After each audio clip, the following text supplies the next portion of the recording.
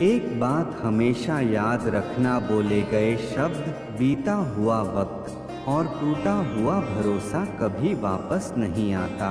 भाषा शरीर का ऐसा अदृश्य अंग है जिसमें मनुष्य का सब कुछ दिखाई देता है।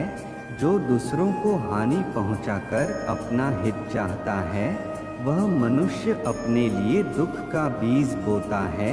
युद्ध से पहले तुम डर जाओगे तो तुम मरने से पहले ही मर जाओगे। अपनी पीड़ा के लिए संसार को दोष मत दो, अपने मन को समझाओ। तुम्हारे मन का परिवर्तन ही तुम्हारे दुखों का अंत है। सच बोलने का साहस कीजिए, परिणाम भुगतने की शक्ति परमात्मा देंगे। दो बातों से बचकर रहें, मुझे किसी की ज़रूरत नहीं है, अहम, सबको मेरी ज़रूरत है। वहम, बड़ा लक्ष्य प्राप्त करने के लिए बस एक मजबूत सोच की ज़रूरत होती है।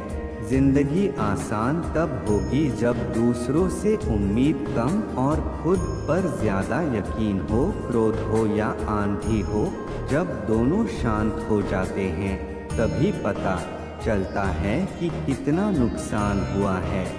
जिंदगी की तपिश को सहन कीजिए। वे पौधे मुरझा जाते हैं जिनकी परवरिश छाया में होती है। जो मन को नियंत्रित नहीं करते, उनके लिए वह शत्रु के समान कार्य करता है।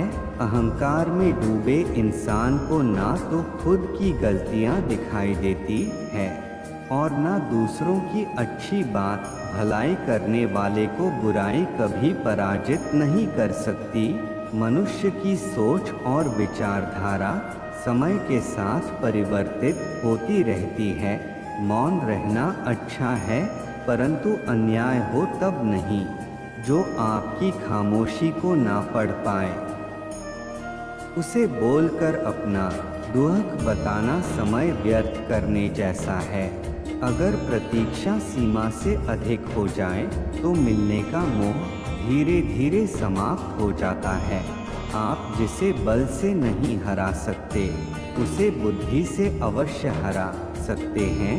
गति के लिए चरण जरूरी है और प्रगति के लिए आचरण जरूरी है। बुराई बड़ी हो या छोटी, हमेशा विनाश का कारण बनती है, क्योंकि नाव में छेद छोटा हो या बड़ा, नाव को डूबा ही देता है। संतोष ही सबसे बड़ा धन है। जिसके पास संतोष है वह स्वस्थ है, सुखी है और वही सबसे बड़ा धनवान है। जैसे तेल समाप्त हो जाने पर दीपक बुझ जाता है, उसी प्रकार कर्म के क्षीण हो जाने पर भाग्य भी नष्ट हो जाता है। केवल जीतने वाला ही नहीं बल्कि कहाँ पर हारना है, ये जानने वाला भी श्रेष्ठ होता है।